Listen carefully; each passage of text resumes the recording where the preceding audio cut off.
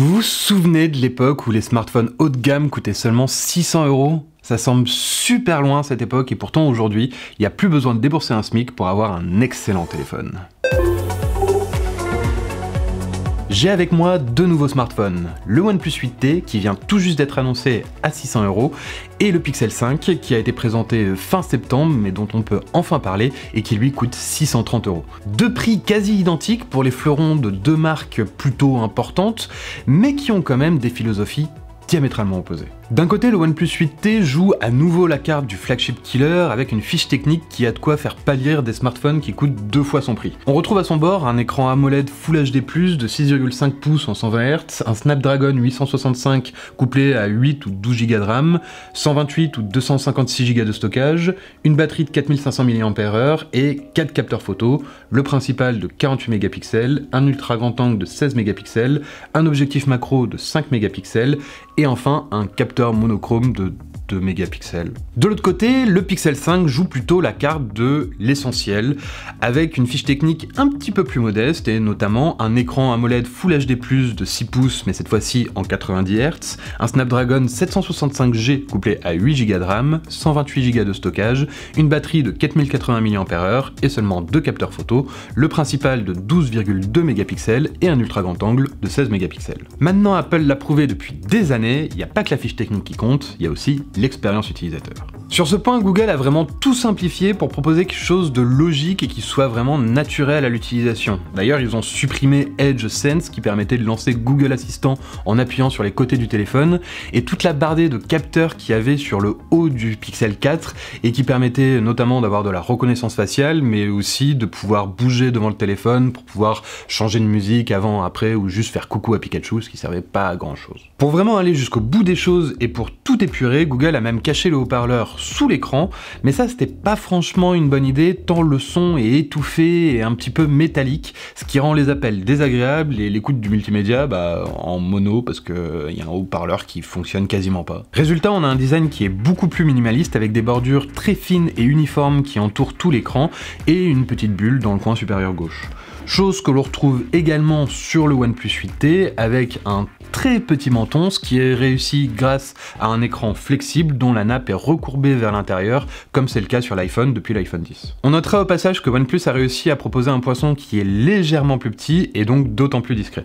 Au dos, en revanche, on retrouve beaucoup plus de différences puisque OnePlus est parti sur un design très traditionnel en 2020 avec un dos en verre Gorilla Glass 5, là où le Pixel 5 par contre a un dos en plastique mat renforcé par une armature métallique. Alors je sais, beaucoup d'entre vous partent en courant dès qu'ils entendent le mot plastique, mais restez avec moi parce que pour le coup, le Pixel 5 est vraiment très bien fini et très agréable en main. C'est bête hein, mais avec l'hiver qui approche, ne plus sentir le verre froid dans la main, ça a quelque chose de plutôt réconfortant, et puis le matériau est aussi beaucoup plus léger, et du coup le Pixel 5 pèse seulement 151 grammes sur la balance contre 188 pour le OnePlus 8T. Vous, je sais pas, mais moi c'est un point auquel j'accorde beaucoup d'importance. Google a soigné comme ça jusqu'au moindre petit détail du Pixel 5, jusqu'au module photo qui ne ressort quasiment pas de la coque, ce qui le rend très stable sur une table et ce qui est quasiment inédit en 2020 en fait. Sauf que de toute façon vous ne pourrez pas l'utiliser vraiment sur une table puisqu'il faudra absolument le prendre dans les mains pour le déverrouiller puisqu'il n'y a pas de reconnaissance faciale et que le capteur d'empreinte est au dos. En face, le OnePlus 8T propose non seulement un capteur d'empreinte sous l'écran qui est un petit peu plus facile d'accès, bon après ça c'est une question de goût, mais aussi une reconnaissance faciale 2D qui est certes pas sécurisée mais qui est vachement pratique et qui rend l'expérience un petit peu plus transparente. Une fois le téléphone allumé, par contre, on retrouve une fluidité exemplaire dans les deux cas. Déjà, l'écran est sublime. Alors celui du OnePlus 8T est peut-être un petit peu plus lumineux, celui du Pixel 5 va avoir une colorimétrie un petit peu plus fiable, mais dans les deux cas, on est sur le top du top. Quant au rafraîchissement, je dois avouer que personnellement, j'attache beaucoup d'importance à avoir un écran au minimum 90 Hz, parce que quand je redescends sur du 60 Hz, je le ressens. Par contre, le passage du 90 au 120 Hz, ça me paraît moins essentiel. Ça se voit quand on a les deux téléphones côte à côte, mais c'est pas forcément une gêne. Une chose que j'ai particulièrement appréciée par contre, c'est le traitement anti-reflet du Pixel 5. L'écran est presque mat alors qu'il est un petit peu plus brillant sur le OnePlus 8T, même si ça va pas gêner la lisibilité, et C'est pas grand chose, mais on a l'impression d'interagir directement avec la dalle OLED et ça a un petit côté vraiment sympa. Bon, le matériel c'est bien beau, mais comme je l'ai dit plus tôt, ce qui compte vraiment finalement c'est l'expérience utilisateur, et sur ce point la partie logicielle est vraiment très importante. Et ça tombe bien parce que dans un cas comme dans l'autre, on est sur ce qui se fait de mieux sur Android. Déjà c'est Android 11 avec un support longue durée qui promet des années et des années de mise à jour. Par contre, là où le Pixel 5 va miser plutôt sur la simplicité, le OnePlus 8T, lui, va plus s'adresser aux geeks avec une pléthore de fonctionnalités et de possibilités de personnalisation. Alors chez Frandroid, on a tendance à valoriser ce choix qui est donné aux consommateurs, non seulement parce qu'on s'adresse au plus grand nombre, mais aussi parce qu'on a quand même des lecteurs qui sont plus ou moins avertis. Mais c'est vrai que l'expérience Google a ce petit quelque chose de rafraîchissant et c'est quand même super agréable de se laisser prendre par la main et de plus retourner dans les paramètres une fois qu'on a initialisé son téléphone. Bon, par contre, il faut avouer que OnePlus a vraiment frappé très fort avec l'esthétique de cette version, notamment avec toutes les petites animations qui sont vraiment super fluides et super agréables, et aussi quelques fonctionnalités comme l'Always On Display qui affiche le nombre de fois qu'on a déverrouillé le téléphone dans la journée. Une partie de l'interface a d'ailleurs été entièrement revue en reprenant les bonnes idées de Samsung, à savoir que la partie haute de l'écran sert uniquement à afficher des informations, et les éléments avec lesquels on va interagir sont sur la partie basse de l'écran, ce qui permet de faciliter l'usage à une main. Bon, après, vous me direz, sur le Pixel, il n'y a pas vraiment besoin, vu qu'on peut toucher le haut de l'écran avec une main. La plus grosse différence entre ces deux smartphones va donc se situer sous le capot, au niveau des performances.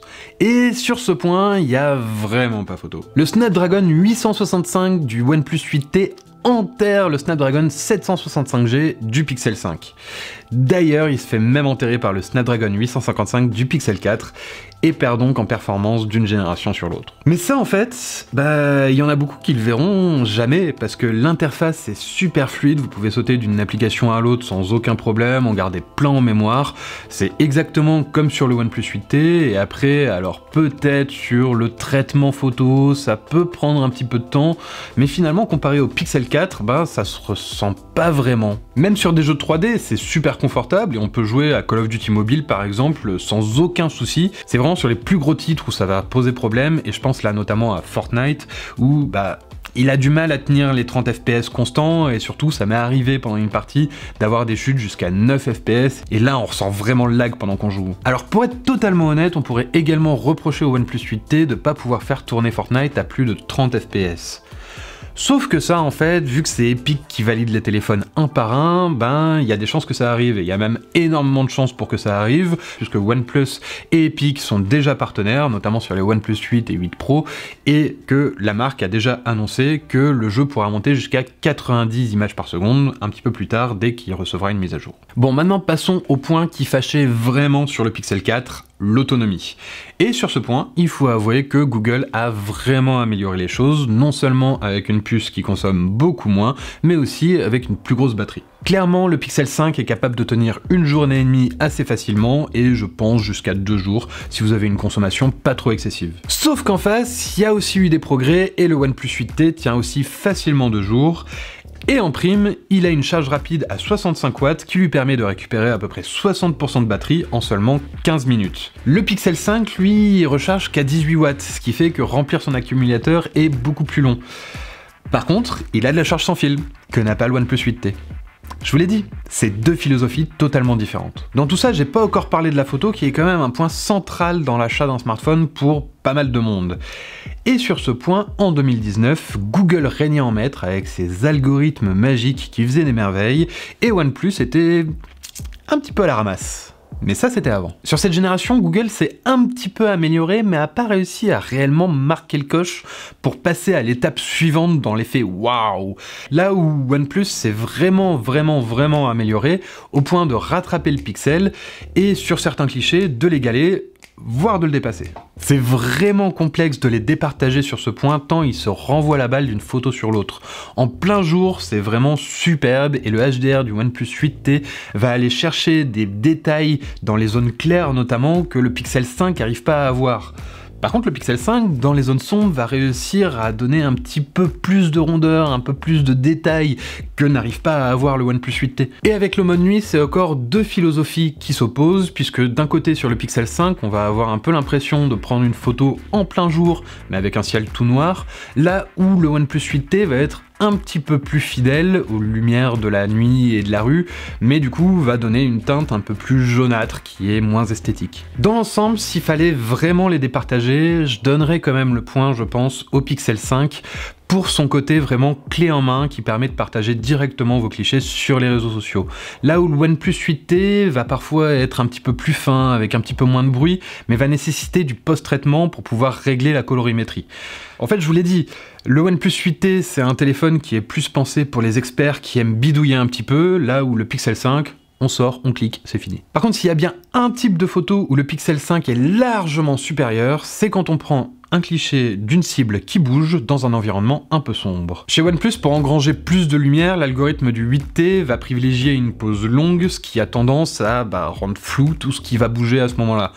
Là où le Pixel 5, lui, en fait, il va faire plein de photos, mais avec des temps de pause courts, ce qui fait qu'il arrive à très bien figer un élément sur une photo, même quand il fait sombre. Après, pour ce qui est de l'ultra grand angle, on va pas se le cacher, sur les smartphones d'aujourd'hui, c'est rarement la panacée, et sur le OnePlus 8T, comme sur le Pixel 5, ça échappe pas à la règle. C'est sympa pour capturer des souvenirs, mais dès que dans la scène que vous capturez, il y a trop de couleurs, ou vraiment une très grande plage dynamique, on se retrouve avec des aberrations chromatiques, surtout sur le Pixel 5. Et aussi une netteté qui est moins bonne en dehors du centre de l'image, surtout sur le Pixel 5. Même sur le mode portrait, qui était quand même l'une des grandes forces du Pixel 4, il y a débat. On remarque quand même pas mal de ratés sur le Pixel 5 et un détourage qui est parfois fait à la hache, faut le dire, là où le OnePlus 8T va un peu plus s'arranger et ruser en effaçant discrètement ce qui l'arrange pas. Maintenant, ça va aussi dépendre totalement des sujets, et le OnePlus 8T, par exemple, gère très mal les lunettes.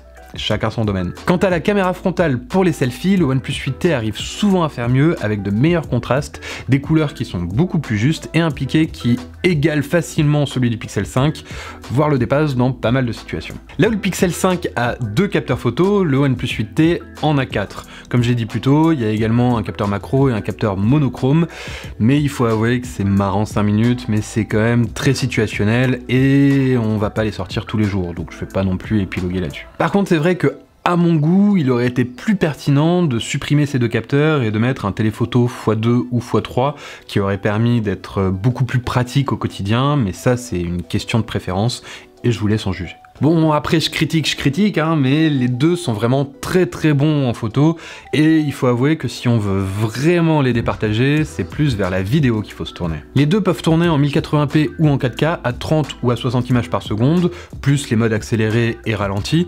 mais la stabilisation du OnePlus 8T a tendance à créer des artefacts à l'image ou des zones de flou qui sont pas vraiment agréables à regarder, là où le Pixel 5 est d'une fluidité et d'une netteté à couper le souffle. Alors, qu'est-ce qu'il faut en conclure? Pour 600 €, plutôt OnePlus 8T ou Pixel 5? Eh pour le coup, il y a débat, et quand il y a une question comme ça, je me pose souvent la question, lequel je recommanderais à mes amis ou à ma famille? Et c'est là que la différence de philosophie va vraiment jouer, puisque à mes amis plutôt technophiles, je vais plutôt conseiller un OnePlus 8T qui va être plus puissant, plus complet, plus technique, mais par contre à ma famille, je vais plutôt conseiller un Pixel 5 qui va être plus simple et mieux répondre à leurs besoins. Sauf que là, à mon avis, Google a commis une erreur, parce que justement, à ce public-là qui s'attache pas forcément à une fiche technique, et en dehors de toute promotion, c'est pas forcément le Pixel 5 que je conseillerais, mais plutôt le Pixel 4a 5G, qui a quasiment la même fiche technique, sauf qu'il a un écran 60 Hz au lieu de 90 Hz, et surtout qui coûte 130 € de moins. Voilà, j'espère que cette vidéo vous a plu et vous a permis d'y voir un petit peu plus clair sur ce segment ultra compétitif cette année des smartphones à 600 €. Si c'est le cas, n'hésitez pas à lâcher un petit pouce vers le haut, à vous abonner, et vous retrouverez comme d'habitude tous les liens dans la description pour les tests complets de ces 2 téléphones pour en savoir plus, et bien sûr pour les acheter au meilleur prix. Moi je vous dis à très bientôt sur Frandroid.